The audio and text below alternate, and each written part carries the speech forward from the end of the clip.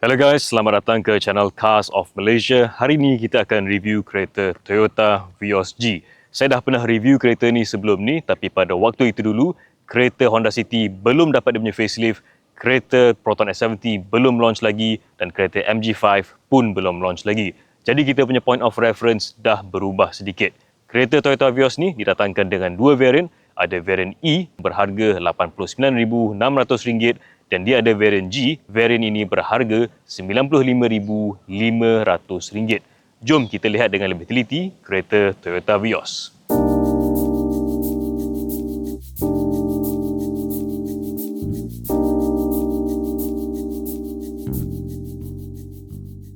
Dari segi rupa dia, saya rasa kereta Toyota Vios ni adalah sebuah kereta yang sedap mata memandang. Dia nampak besar, dia nampak gah walaupun dia bukan sedan segmen B yang paling besar di Malaysia buat masa ini. Title tu pergi kepada kereta MG5. Kalau ikut taste saya akan prefer kereta ni tanpa body kit dan spoiler dekat belakang tu. Dan kalau kita lihat kereta Toyota Yaris Aktif di Thailand, dia ada variant tanpa body kit dan spoiler di belakang tu. Kalau saya pilih variant yang rupa dia macam itu. Apa-apa pun saya masih rasa yang kereta Toyota Vios ni, rupa dia nampak matang, nampak agak universal, sesuai untuk pelbagai jenis pemilik kereta. Next, jom kita tengok lampu depan dia pula. Kereta Toyota Vios ni dia menggunakan lampu jenis LED projector. Kalau kita bandingkan dia dengan pesaing dia, kereta Proton S70 dan juga MG5 sama macam Toyota Vios menggunakan lampu jenis LED projector. Kereta Honda City dan Nissan Almera menggunakan lampu jenis LED reflector. Lampu Vios ni juga dilengkapi dengan DRL dan function Follow Me Home. Kat depan ni dia tak ada fog light. Jadi di kawasan yang biasanya ada fog light ni, dia ada satu fin dan juga satu lubang angin yang menghalalkan angin ke tayar depan. Ini berfungsi untuk menambah baik aerodinamik kereta Toyota Vios ni. Dari segi sulahan dia, saya rasa lampu Vios ni okay, not bad, agak terang, dan kalau kita perhatikan feature-feature yang diberi seperti DRL dan ketiadaan fog light, benda ni macam standard untuk kereta sedan segmen B buat masa ini. Untuk rim dia pula, kereta Toyota Vios menggunakan rim bersaiz 17 inci untuk variant G dan rim bersaiz 16 inci untuk variant E. Dan kalau kita ingat masa kereta Toyota Vios ni launch pada tahun 2023, rim bersaiz 17 inci ni dikira besar untuk kereta sedan segmen B. Tapi sekarang, kereta macam Proton S70 dan juga MG5 pun sudah menggunakan rim bersaiz 17 inci untuk variant yang tertinggi. Kereta Honda City dan Nissan Almera masih menggunakan rim 16 inci untuk variant yang tertinggi. Untuk tayar dia pula, kereta Vios ni menggunakan tayar Continental Premium Contact C, dan seperti yang saya pernah sebut sebelum ni, ini mungkin adalah tayar favourite saya untuk kereta sedan segmen B buat setakat ni. Saya rasa grip dia memang bagus. Untuk sistem brake dia pula, dia menggunakan disc brake all around untuk variant G, tapi untuk variant E, dia menggunakan drum brake untuk brake belakang. Kalau kita bandingkan Toyota Vios ni dengan variant tertinggi, pesaing-pesaing dia, kereta Proton S70, kereta MG5 dan juga Honda City, semuanya menggunakan disc brake all around juga. Satu kereta yang masih menggunakan drum brake untuk brake belakang untuk variant tertinggi adalah Nissan Almera. Dan untuk sistem suspension dia pula, kereta segmen B macam biasa menggunakan McPherson strut di depan dan juga torsion beam di belakang. Setakat ni masih belum ada kereta sedan segmen B yang menggunakan suspension geometri yang lebih kompleks. Di bahagian belakang dia ada sequential turn signal, tapi untuk variant G sahaja, variant E tak dapat benda ni dan mungkin ada sesetengah daripada kita yang mementingkan feature macam ni. Kalau kita ingat masa kereta ni mula-mula launch dulu, ramai yang kata dia seolah-olah cuba nak meniru rupa bentuk BMW 3 Series. Tapi kalau kita lihat dia pada waktu malam, bahagian yang menyala hanya adalah bahagian atas ni sahaja. Jadi dia masih nampak ada persamaan dengan Vios generasi yang terdahulu. Kunci dia pula rupanya macam ni, ada butang lock, unlock dan juga unlock tailgate, tapi tak ada function remote start. Kereta yang ada function remote start adalah kereta Proton S70 dan juga Honda City. Yang bagusnya adalah kereta ni ada sistem keyless entry yang berfungsi untuk kedua-dua pintu driver dan passenger hadapan. Okey, apabila kita masuk ke dalam kereta Toyota Vios ni, kita boleh nampaklah yang dia ada pertalian sedikit dengan lagi satu brand dekat Malaysia. Dan mungkin ada di antara kita yang jadi kurang perkenan dengan kereta ni disebabkan pertalian tersebut. Tapi bagi saya benda ni tak adalah penting sangat. Bagi saya pada bracket harga yang ini yang lebih penting adalah practicality dan juga ergonomics. Dan yang bagusnya, kabin ni memang practical dan ergonomic. Apabila Toyota introduce design kabin yang baru untuk Vios ni, dia dah tinggikan dia punya center console dan juga dekatkan dashboard ni dengan kita. Jadi benda-benda macam tombol gear dan sebagainya jadi sangat senang dicapai. So kalau kita tengah memandu, kita nak capai tombol gear, tangan kita ni hanya perlu bergerak dalam sejengkal saja untuk capai tombol gear. Dan apabila kita memandu, especially untuk perjalanan jauh, kita boleh rehatkan siku kita pada armrest dan masih boleh capai steering wheel ni dengan sangat selesa. Dan kalau saya ingat balik waktu saya review kereta ni masa dia mula-mula launch, memang kabin dia adalah satu kabin yang sangat memuaskan. Cumanya apabila wujud kereta macam Proton S70 dan juga MG5, kita dapat nampak yang sebenarnya kereta-kereta ni boleh bagi kita additional features pada harga bawah RM100,000. Contohnya, kereta Proton S70, dia punya tingkap adalah auto windows untuk semua tingkap, dan kereta Proton S70 dan juga MG5, kedua-duanya ada power adjustment untuk seat driver. Kedua-dua benda yang saya sebutkan ni termasuklah dengan fungsi remote start tadi adalah convenience features yang memudahkan kehidupan seharian kita dengan kereta kita. Next, jom kita cakap pula pasal steering wheel kereta Toyota Vios ni. Jadi yang bagusnya untuk generasi Vios yang baru ni, dia akhirnya dapat telescopic steering adjustment ya. So kalau sebelum ni kereta Toyota Vios walaupun pada variant yang tertinggi dia hanya ada tilt adjustment sahaja, sekarang dah ada telescopic adjustment. Walaupun ini hanya untuk variant G sahaja, variant E tak dapat telescopic adjustment, masih hanya ada tilt adjustment. Jadi kalau kita compare dengan variant tertinggi untuk kereta-kereta yang lain, kereta MG5 masih hanya ada tilt adjustment sahaja. Kereta Proton S70 ada tilt telescopic. Kereta Honda City adalah kereta yang paling lama dah ada tilt teleskopik walaupun untuk varian-varian yang rendah. Kereta ni juga ada digital meter cluster tapi dia bukanlah design yang nampak mewah. Yang bagusnya adalah dengan dia punya latar belakang yang hitam, dia tak adalah silau sangat pada waktu malam.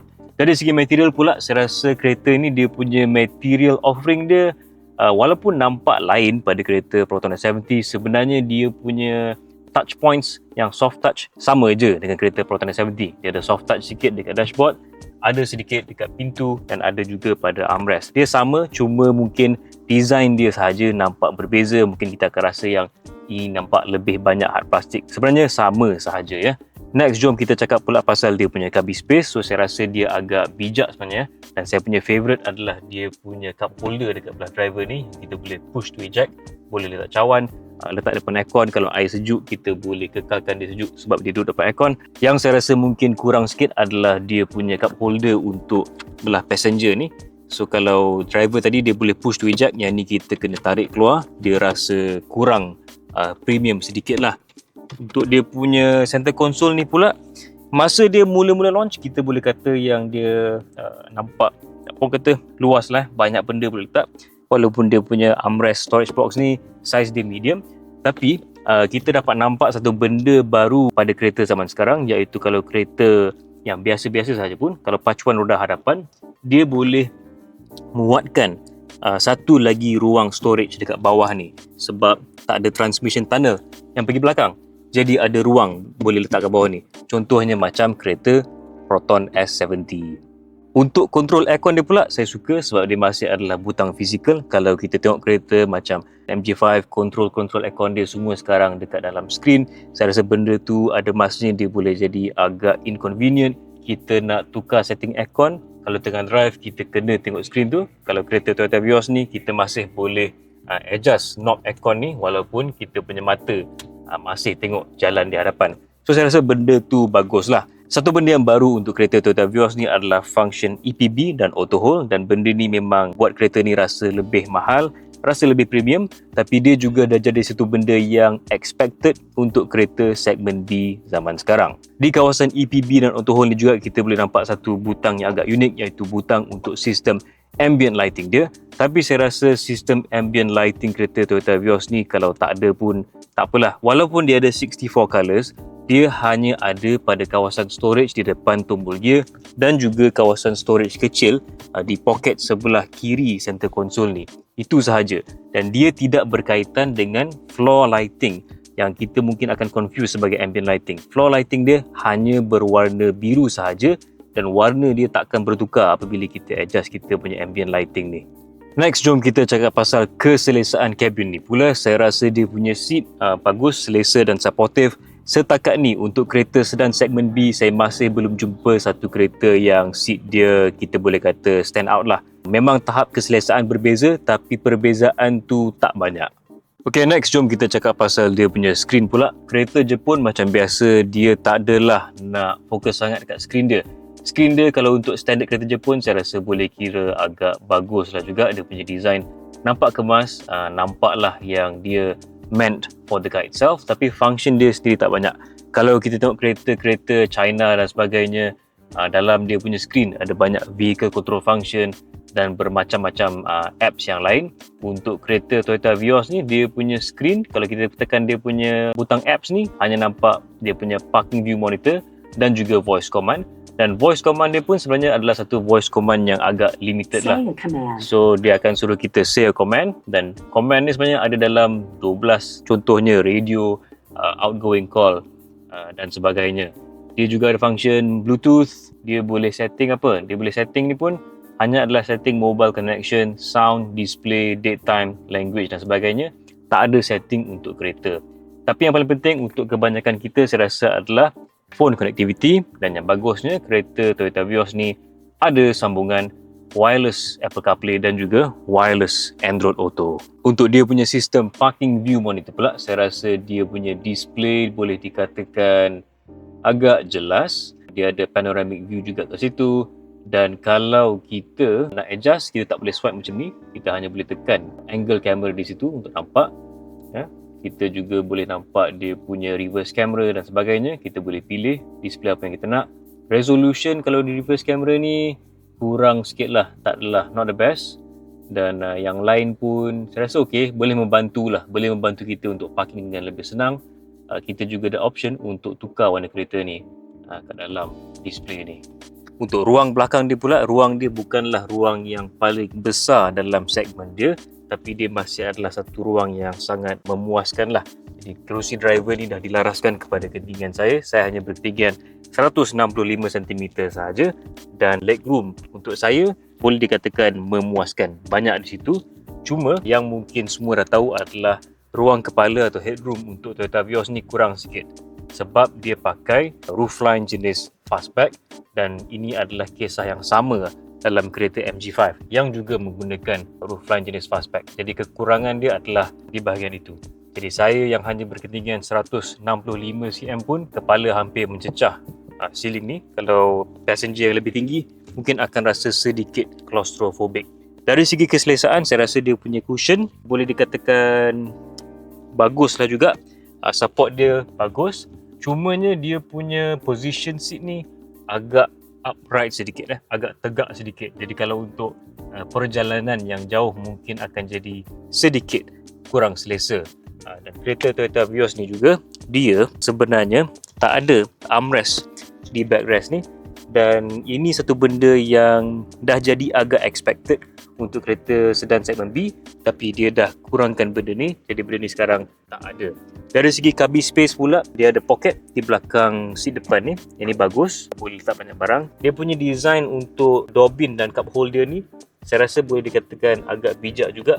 Jadi dia pisahkan ruang untuk botol dan juga ruang untuk barang-barang yang lain. Jadi botol atau cawan tu jadi lebih senang untuk kita capai. Lagi dua kemudahan di kerusi belakang Toyota Vios adalah aircon vent. Jadi dia ada dua aircon vent untuk passenger belakang.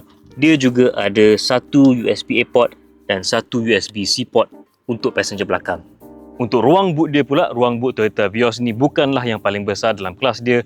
Tak silap saya dalam lebih kurang 400 lebih liter macam tu. Dan kalau kita bandingkan dia dengan pesaing-pesaing dia lain, kereta Proton S70, kereta Honda City, kereta Nissan Almera, kereta Proton Persona dan juga MG5 ada fungsi folding rear seat, paling tidak untuk varian yang tertinggi. Jadi apa yang kita boleh letak dalam boot kereta Toyota Vios ni tanpa fungsi folding rear seat? Yang bagusnya adalah kita boleh muatkan 2 suitcase yang besar dalam keadaan yang berbaring ataupun hampir berbaring. Jadi inilah suitcase yang pertama, yang besar. Saya boleh letak dia di bahagian kiri macam ni. Saya sengitkan sedikit ya. Dan kemudian yang kedua, suitcase yang besar, saya boleh letakkan dia dalam keadaan yang mengiring dan hampir baring, boleh dimuatkan dalam boot dia macam tu, dan kita juga boleh muatkan dia punya emergency kit. Ya, yang ni boleh diletak di sini dan kita boleh tutup boot dia dengan selamat. Dan seperti yang anda semua sudah sedia maklum, kereta Toyota Vios tidak didatangkan dengan tyre spare, sebaliknya hanya ada tyre repair kit. Kalau kita tak suka dengan benda ni, tak silap saya ada dealer Toyota yang menjual full size spare. Kalau kita rajin, kita juga boleh cari tyre full size ni di Carousell, Mudah, Facebook Marketplace dan sebagainya. Ada je owner yang dah tukar ke sport rim dan jual rim original dia ni satu demi satu.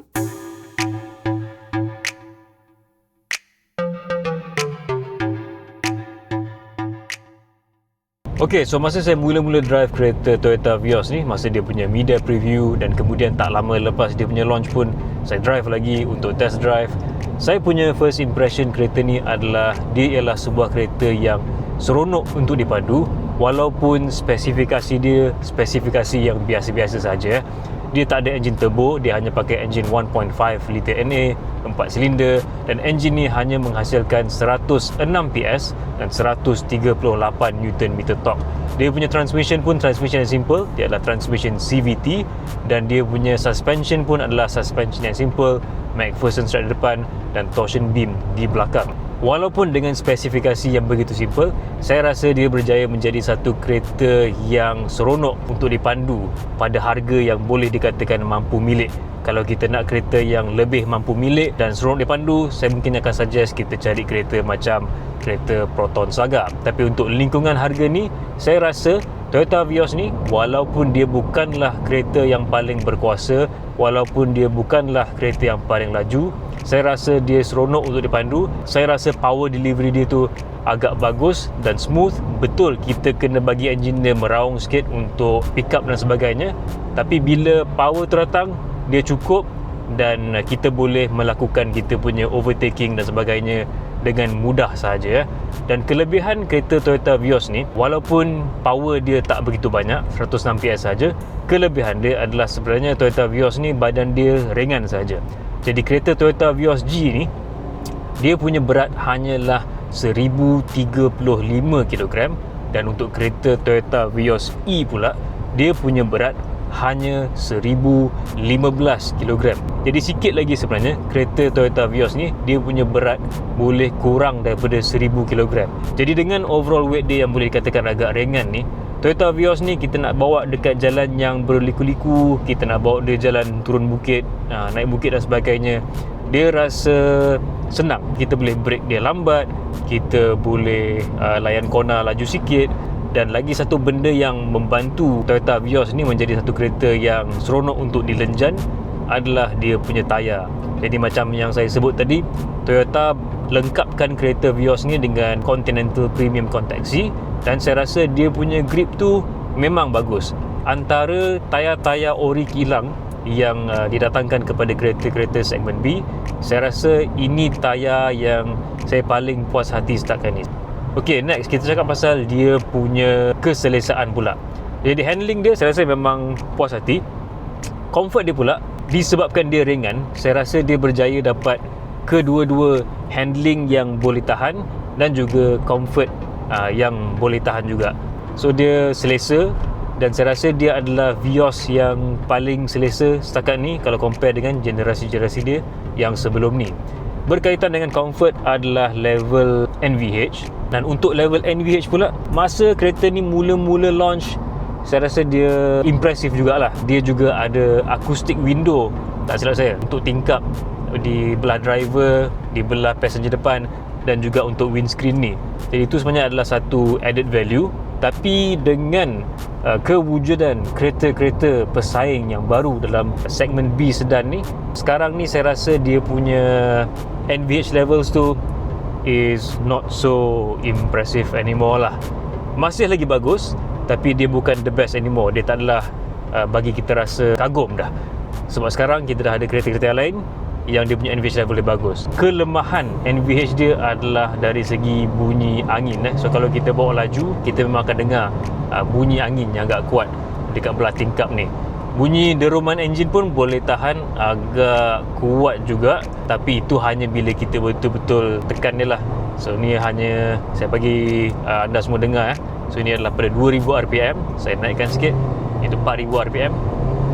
Okay, 5000. So memang bunyi enjin pun boleh katakan kuat juga. Tapi saya rasa benda ni biasa je lah untuk sebuah kereta sedan segmen B. Dari segi sistem keselamatannya, hanya varian Vios G sahaja yang dilengkapi dengan sistem ADAS yang penuh. Varian E pada harga RM89,600 tidak dilengkapi dengan sistem Adaptive Cruise Control dan Lane Keep Control. Bagi sistemnya di varian G, saya rasa yang pemanduan ACC-nya agak lancar walaupun sistem LKC-nya agak agresif. Untuk penggunaan bahan apinya pula, kali ini saya tak dapat nak drive jauh sangat disebabkan kekangan masa. Saya hanya drive sejauh 362.6 km sahaja daripada tangki minyak yang penuh, dan apabila saya top up balik minyak, saya isi balik 23.117 liter RON 95 pada harga RM47.39. Dan apabila kita buat pengiraannya secara manual, penggunaan bahan apinya adalah 6.38 liter per 100 km. Kalau mengikut meter clusternya pula, penggunaan bahan apinya adalah 6.29 liter per 100 km atau 15.9 km per liter. Okey, so itu sahaja yang saya dapat share tentang kereta Toyota Vios G dengan anda semua. Saya harap info yang saya share ini dapat membantu anda untuk membuat pilihan membeli kereta yang lebih bijak. Macam biasa, kalau korang suka video ni, boleh kasih like, share dan juga subscribe ke YouTube channel kami untuk menonton lebih banyak konten otomotif yang macam ni. Kami juga ada website di carsofmalaysia.com. Thank you for watching. Kita jumpa lagi dalam video yang akan datang.